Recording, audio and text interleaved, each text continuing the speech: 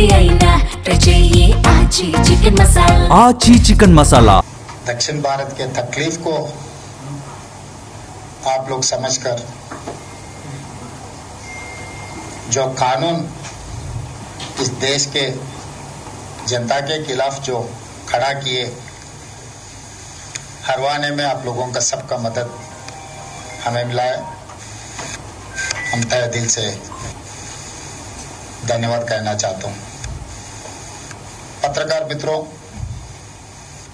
3 दिन से जो हो रहा है लोकसभा में, इस देश का राजनीति में, ये हार केंद्र सरकार के हार के साथ साथ भारतीय जनता पार्टी राजनीति के हार नहीं है, भारतीय जनता पार्टी नीयत की हार है। इन लोगों का नीयत साफ नहीं था। पहले से हम लोग कह रहे थे नीयत साफ है तो सब कुछ पास होने के लिए समय है, मगर जो कानून लागू किए सभा में, वुमेन रिजर्वेशन, डिलिमिटेशन, सीट बढ़ाने का, ये दिखने के लिए 3 अलग अलग बिल जैसा दिख रहा है, मगर सीट बढ़ाने के लिए एक मुखौटा बनाया महिला आरक्षण। महिला आरक्षण अगर लागू करना है तो इतने सारे काम का कोई जरूरत नहीं था। जब 23 में बिल पास हुआ है, उसमें अब कुछ अमेंड करना है तो छोटे अमेंडमेंट से महिला आरक्षण लागू करने का कानून में है, मगर थोड़ा पीछे हम लोग गया। भारतीय जनता पार्टी मोदी जी का जो नियत 2024 लोकसभा चुनाव में हम लोग देखे थे, उनका नारा भी हम लोग सुने, अब की बार 400 पार। किस लिए ये नारा दिया हुआ है मोदी जी ने? कि संविधान बदलने के लिए इस देश में जो कांग्रेस दिया हुआ डॉक्टर बाबा साहेब अंबेडकर जी ने दलित, आदिवासी, पिछड़े लोगों को जो आरक्षण दिया हुआ है, आरक्षण हटाने का साजिश चल रहे थे। इसीलिए चुनाव में जीतने के लिए, सरकार बनाने के लिए 400 का कोई जरूरत नहीं था, मगर उनका नियत है संविधान बदलने का, आरक्षण हटाने का। इसीलिए 400 सीट जीतने के लिए जो कोशिश किए, देश का जनता जागृत होकर, विपक्ष के दल इकट्ठा होकर उस दिन मोदी जी को 400 नहीं दिए, 240 दिए, तो ये पक्ष को साथ लेकर सरकार बनाया। उनको ये पता हो गया कि इस देश के जनता जागृत हो गए, आगे कभी भी 2/3 मेजॉरिटी भारतीय जनता पार्टी को मिलना मुश्किल हो गए। इसीलिए वो संविधान हटाने के लिए, संविधान बदलने के लिए, आरक्षण हटाना है तो 2/3 मेजॉरिटी का जरूरत थे उनको, आज भी जरूरत है।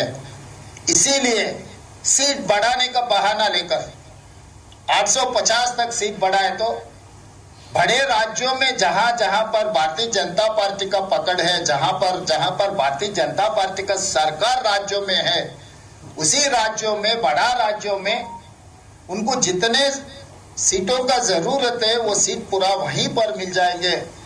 तब 2/3 मेजॉरिटी लेकर संविधान बदलने का, आरक्षण हटाने का एक नियत लेकर लोकसभा में कानून लगाए। तो इसीलिए इस देश के जनता इस बार अगर ये सीट बढ़ाने का काम कामयाब हो गए तो मोदी जी और एनडीए सरकार को कोई रोकने वाला नहीं है संविधान बदलने का और आरक्षण हटाने का। इसीलिए देश का जनता पूरा जागृत होकर, विपक्ष दल इकट्ठा होकर कल लोकसभा में मोदी जी का नियत को हरा दिए। अब बदनाम का काम शुरू कर दिए मोदी जी के सरकार ने कि कांग्रेस पार्टी महिला आरक्षण के खिलाफ है। महिला आरक्षण लागू करने के लिए हम लोग कोशिश किए, महिला आरक्षण बढ़ाने के लिए हम लोग कोशिश किए, इसीलिए जानबूझकर महिला आरक्षण नहीं देने के इरादे से कांग्रेस पार्टी इस बिल को हरा दिए। ऐसा गांव-गांव में, गली-गली में शोर मचाने के लिए जो कोशिश कर रहा है। तो मैं ये आश्वासन दिलाना चाहता हूं मोदी जी को, मोदी जी आपका नीयत साफ रखो, कानून सही तरीका से बनाओ। महिला आरक्षण के बारे में हमारा नीयत को शक मत करो। इस देश में पहली बार महिलाओं को वोट हक दिए कांग्रेस पार्टी ने।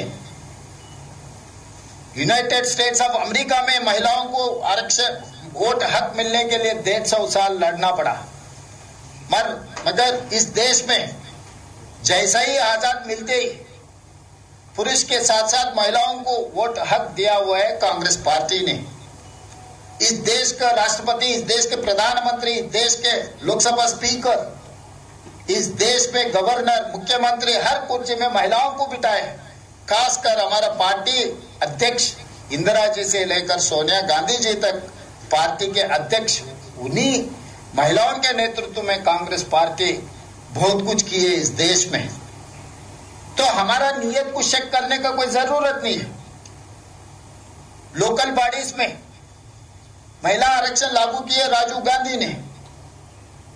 आज 50% जो urban local bodies, rural local bodies में जो महिलाओं को 50% आरक्षण मिल रहा है वो कांग्रेस के वजह से, ये भारतीय जनता पार्टी के वजह से नहीं मिला है।